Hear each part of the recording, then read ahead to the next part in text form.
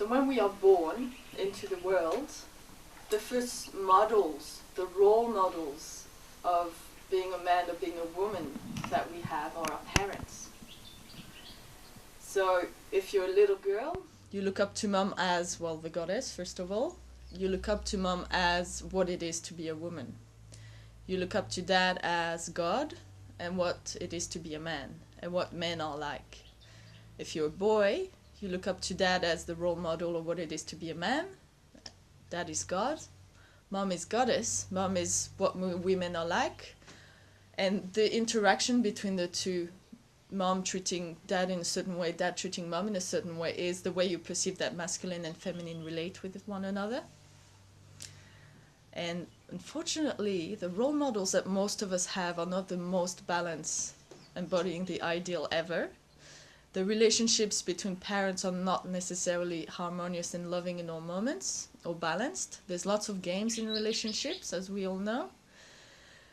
And so to really review what issues we have with a particular parent or the other, or the judgment that we may have on one or the other, or the relationships that they had together, can also give us some pointers as to where we're judging part of ourselves. Michael has shared how judging your mother or your father is really repressing half of your genetic potential, while judging mother and father also represses the balance of masculine and feminine within you. And so perhaps what I'd like you to do, guys, is to kind of really feel into that. You know, what issues do you have around your mother? What issues do you have around your father? What do you judge in them? What qualities do you find abhorrent? What do you judge about their relationship? About the way they were with you? About the ideal that they proposed for you? What you took on from them? And you'll see that often what you judge the most is what you will have taken on and are trying so hard to repress within yourself. And I'm not saying that you have to allow all the patterns from your mother and father to be expressed freely, because obviously, you know, they're going to have patterns that are really out of balance. What I'm saying is that by judging it, you're keeping the energy stuck there, and you're repressing things that perhaps could be expressed lovingly and brought in balance within.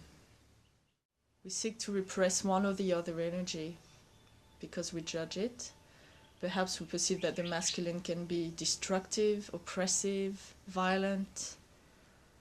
Perhaps we judge that the feminine is weak, fluffy, irrational.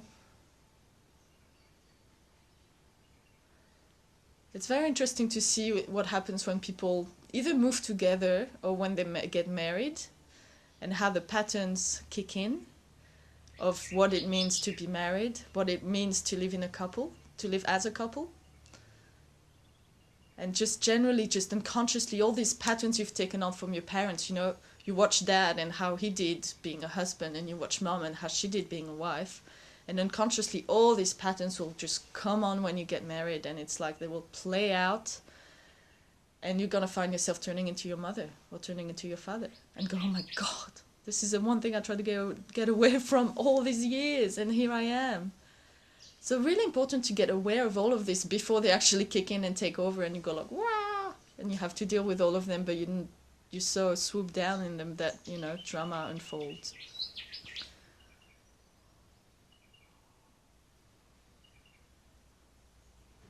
Because you don't have to do things the way that your mother or father did them. You have to find your own way. And to kind of release certain preconceptions, expectations, judgments, repression around the masculine and feminine as you perceive them is really what's going to help you to allow these forces to be what they really are within you, and to create a whole new way of functioning, which is going to be really about balance and about pure creation. Because what happens when masculine and feminine come together? Something new is birthed. Creation happens. Talk a little bit about our issues around God and Goddess in terms of religion and spirituality and all of that. The cool thing you're sharing that creator and the goddess and God. Is that it can seem kind of way out there and very far away, but it's not, is it? It's not, yeah. Depends how much in separation you are, you know. If the perceiving the really grander aspect of source, force, God, goddess, and the dynamics between this, and seeing it, whether it's relevant in your life or not, also depends how open you are to connecting with that reality. And, you know, obviously as it goes through levels of density and, you know, coming into matter, it's going to express in different ways, you know, through certain lenses and in a way that's appropriate for the world that you are in, or the part of creation that you are in. But it can be more or less in harmony with the truth of how it really is. And fortunately, the way it's been the last few 10,000 years has been pretty in disharmony with how it really is, more on a clearer source level, I suppose you could say.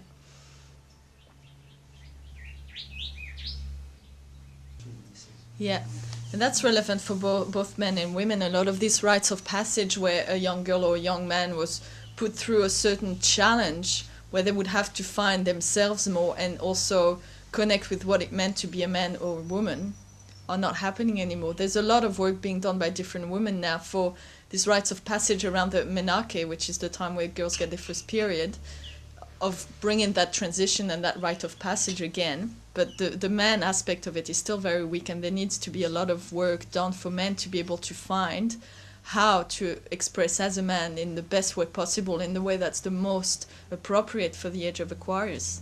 And that's not something that you wait for, you know, that's something you can start right now, looking within yourself. We all equally able to create that from feeling in our own heart, bringing the balance of the feminine, masculine within, and from there going, okay, I have this balance of masculine and feminine, I don't have like all this judgment and all this clarity, I'm really seeking the truth, I really want to serve, how can I bring in the clearest, best expression of my gender, because I'm in a certain body, in a way that is of service for this planet, that is a return in alignment with the plan and purpose of creation.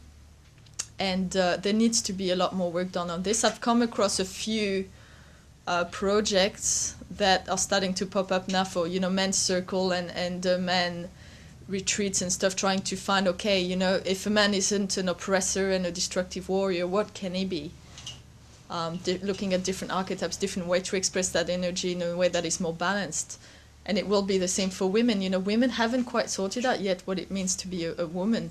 There's all this like trying in different extremes, you know, like from being really oppressed, they've gone to being very angry, and from being very angry, they're trying to be like a lot more peaceful again, but we haven't quite found the point of balance and a point of harmony yet.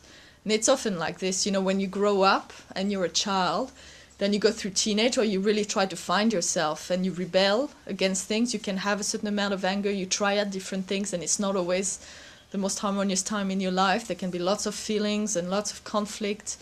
And then as you grow up, if you continue that process, and, you know, not everyone does continue it, some people stunt their growth shortly after in their early adulthood.